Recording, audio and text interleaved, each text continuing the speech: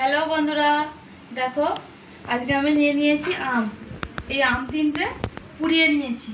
এই গরমে একটু ঠান্ডা ঠান্ডা শরবত না হলে মন মানে না, তাই জন্য আজকে আমি বানাবো খুব সহজেই আমের শরবত। তোমরা দেখতে থাকো। দেখো বন্ধুরা, তিনটে আম আমি পুড়িয়ে নিয়েছি। রান্না হয়ে যাওয়ার পর আগুন ছিল উনুনে, সেই আগুনেই আমি পুড়িয়েছি।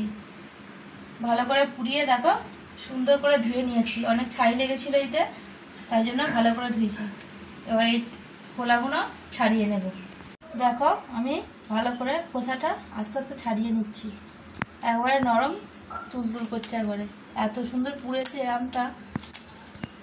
দেখো আমগুলো খোলাগুলো ভালো করে ছাড়িয়ে নিয়েছি, নিয়ে এবার পাখিটা আমি বের করে নেব।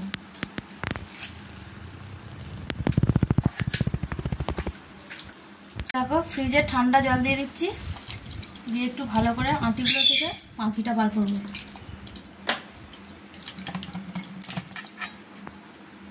এবার আমি 4 গ্লাস শরবতটা বানাবো। 4 গ্লাস ফ্রিজের ঠান্ডা জল দিয়ে দেবো এতে। এবার আমি পরিমাণ মতো বিট নুন দিয়ে দেবো এতে।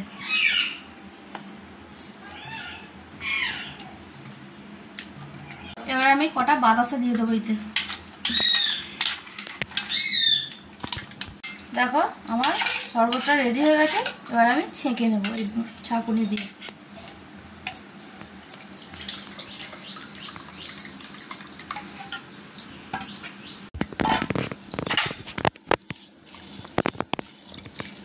না ছাঁকলে দেখো এইগুলো কেমন হয়ে আছে। একটু ছেঁকে নিলে দেখতেও ভালো লাগবে, খেতেও ভালো লাগবে।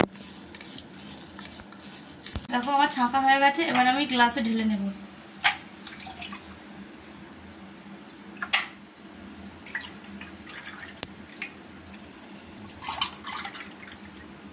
এবার আমি একটু করে জিরে গুঁড়ো দিয়ে দেবো এর সঙ্গে।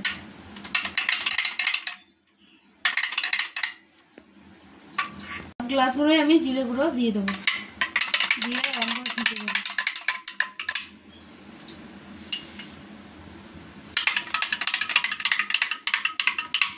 বন্ধুরা, আমার আম পোড়া শরবত রেডি হয়ে গেছে। এত সুন্দর গন্ধ উঠেছে বলার মতো নয় বন্ধুরা। জিরের ভাজার গন্ধটা তো এখন মমা করছে। বাড়িতে যদি গেস্ট আসে এইভাবে আম পোড়া শরবত দিলে ওরা তো খুব খুশি হবে। এই শরবতটা বানিয়ে বন্ধুরা তোমরা ফ্রিজে 2 দিন রেখে দিতে পারো, রেখে খাওয়া যাবে। কিন্তু জিরে গুঁড়োটা অ্যাড করে রাখা চলবে না। যখন ফ্রিজ থেকে বের করে আবার খাবে তখন জিরে গুঁড়োটা এর সঙ্গে মিশিয়ে খাবে। আমরা একটু খেয়ে দেখছি শরবতটা কেমন হয়েছে।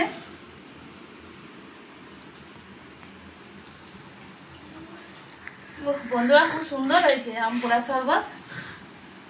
প্লিজ তোমরা বাড়িতে বানিয়ে খাবে, দেখবে কতটা সুন্দর খেতে লাগে। এই গরমের দিনে তো বলার মতো নয় এমন জিনিস। যদি ভিডিওটা ভালো লাগে লাইক শেয়ার কমেন্ট করো। হরে কৃষ্ণ।